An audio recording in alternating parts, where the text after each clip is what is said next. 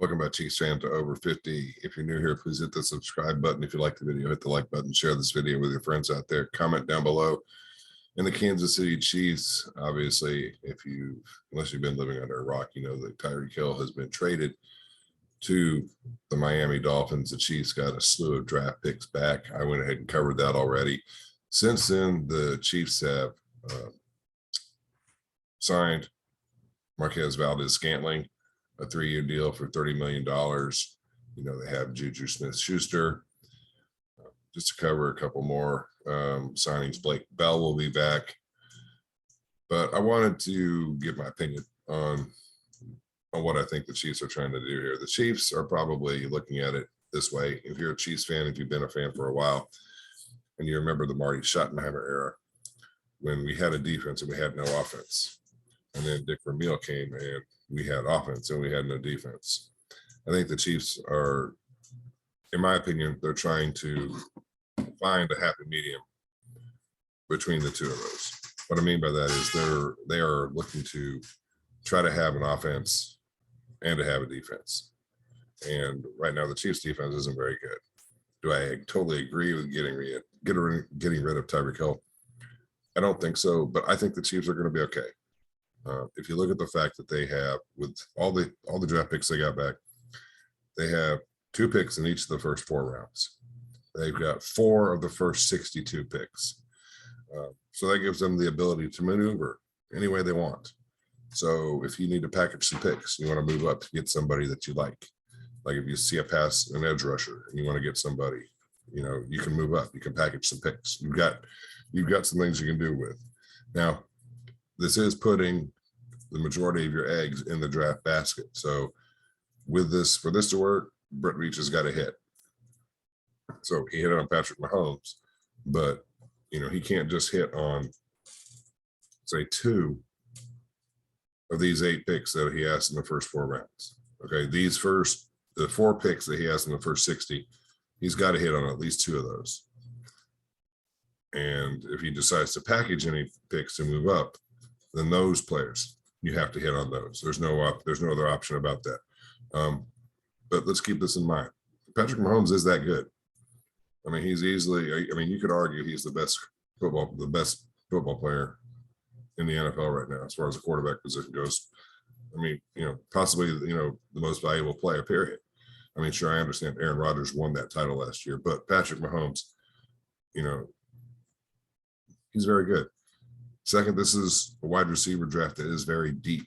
So the chances of being able to go out and find someone, are you going to find an exact replica of Tyreek Hill? No, there is no such thing. But look at what the Vikings did. They traded away Stephon Diggs. They brought in Jefferson.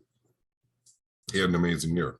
So, you know, this wide receiver draft being deep, that's helpful. So, you know, Chiefs fans might be starting to worry. Some people might say it's a horrible trade. What's Brett Veach doing? I think Kansas City's going to be fine. You know, I mean, the Orlando Brown Jr. trade, that's going to get done. For people that are wondering if that's going to happen, you know, they didn't just trade away a first-round pick, not to secure this guy and keep him long-term. We all saw how good he was in the second half of last season. I mean, Kansas City, remember this, they were ready to pay Trent Williams $20 million.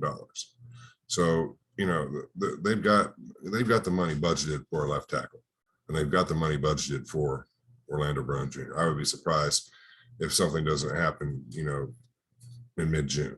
I could see, I mean, that deal is going to get done.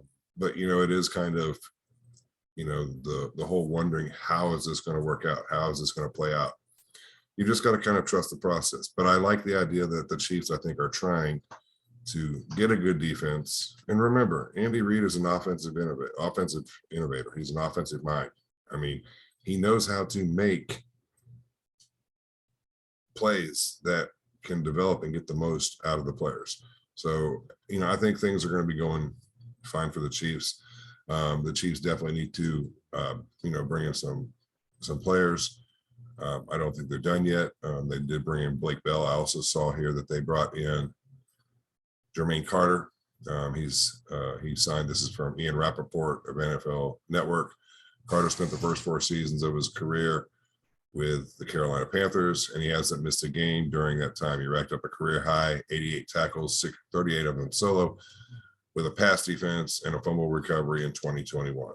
And so, and he should have a chance to carve out a prominent role among Kansas City's linebackers. I think there's your depth. There's your third guy.